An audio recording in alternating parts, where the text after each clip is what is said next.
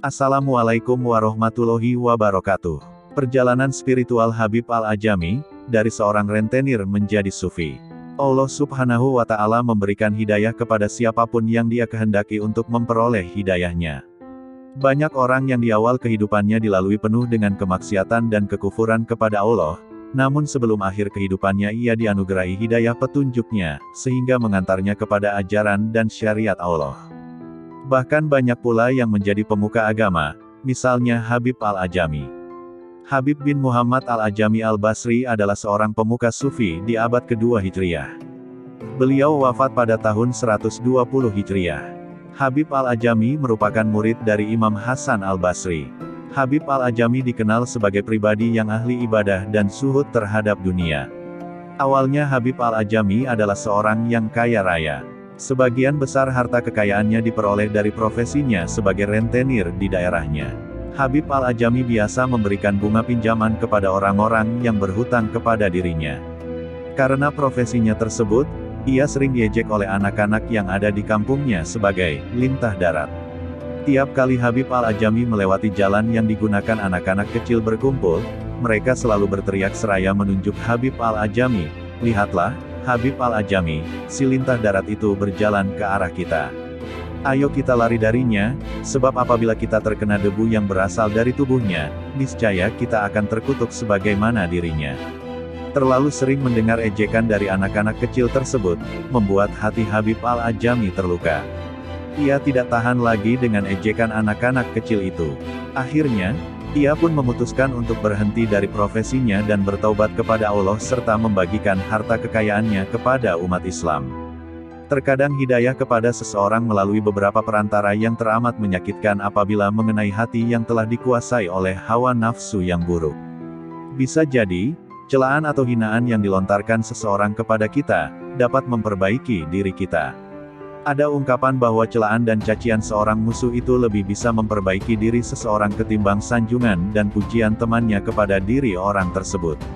Abu Ja'far As-Sai berkata, bahwasanya Habib Al-Ajami berdoa dan di genggamannya terdapat beberapa hartanya, "Duhai Tuhanku, sesungguhnya aku membeli diriku ini, bertaubat kepadamu dengan bersedekah dengan hartaku ini, maka bebaskanlah aku dari jeratan dosa-dosaku ini." Setelah berdoa demikian, di esok harinya Habib Al-Ajami menyedekahkan seluruh harta kekayaannya, dan membaktikan dirinya untuk beribadah kepada Allah dengan berpuasa, berzikir dan memperbanyak salat sunnah. Beberapa hari setelahnya, ketika berjalan Habib Al-Ajami menuju arah rumahnya, ia bertemu dengan gerombolan anak kecil yang dulu mengejeknya. Anak-anak itu berkata, "Sud, diamlah. Lihatlah itu Habib Al-Ajami Al-Abid, orang yang ahli ibadah itu telah datang." Mendengar hal itu, Habib Al-Ajami menangis, seraya berkata, "Duhai Tuhanku, Engkaulah zat yang memuji seseorang dan Engkau pula lah yang mencela seseorang. Sesungguhnya segala sesuatu berasal dari sisimu." Sejak saat itu, Habib Al-Ajami memalingkan perhatiannya dari segala perkara duniawi, hal-hal yang melalaikan diri dari mengingat Allah, dan membaktikan dirinya untuk beribadah kepada Allah. Habib Al-Ajami pun berguru kepada Imam Hasan Al-Basri. Ia mempelajari berbagai ilmu agama dari sang guru. Sebab, kegigihannya dalam mengabdikan dirinya kepada Allah dan semangatnya dalam belajar ilmu agama, ia memiliki kedekatan dengan sang guru. Pernah suatu ketika, Habib Al-Ajami sedang beruzlah di suatu gua. Tiba-tiba Imam Hasan Al-Basri datang untuk bersembunyi. Ternyata, Hasan Al-Basri sedang dikejar-kejar oleh tentaranya Hajjaj sebab permasalahan kenegaraan. Hasan Al-Basri pun bersembunyi dalam gua tersebut agar tak tertangkap. Selang beberapa waktu, para tentara itu tiba di mulut gua. Mereka bertanya kepada Habib Al-Ajami, "Apakah kau melihat Hasan Al-Basri hari ini?" Habib menjawab, "Iya, ia ada di dalam gua." Mendengar jawaban tersebut, segera para tentara memasuki gua untuk menyusuri gua guna menemukan Hasan Al-Basri. Setelah sekian lama, mereka tidak menemukan Hasan Al-Basri. Para tentara itu pun bergegas pergi. Imam Hasan Al-Basri keluar dari persembunyiannya, seraya berkata, "Habib, engkau adalah murid yang berbakti kepada guru. Mengapa engkau memberitahu persembunyianku?" Habib Al-Ajami menjawab, "Duhai Imam, andai kata tadi aku berdusta niscaya kita berdua akan ditangkapnya dan tak ada yang selamat di antara kita." Mendengar jawaban sang murid, Hasan al-Basri berkata, "Lantas, ayat-ayat apa yang engkau baca sehingga aku terlindungi dari kejaran dan penglihatan mereka?"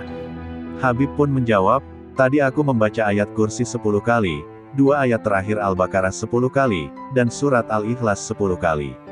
Lalu aku berdoa kepada Allah. Ya Allah, telah kutitipkan guruku Hasan al-Basri kepadamu maka lindungilah dia." Mendengar hal itu, Hasan al-Basri merasa takjub dengan keluasan ilmu sang murid.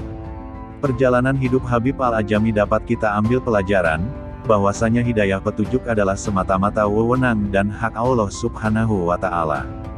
Jangan terlalu mudah melabeli neraka kepada seseorang karena amaliyahnya yang saat ini masih buruk, boleh jadi di akhirnya ia menjadi seseorang yang memiliki kedudukan di sisi Allah Subhanahu wa Ta'ala. Wallahu a'lam. Wassalamualaikum warahmatullahi wabarakatuh.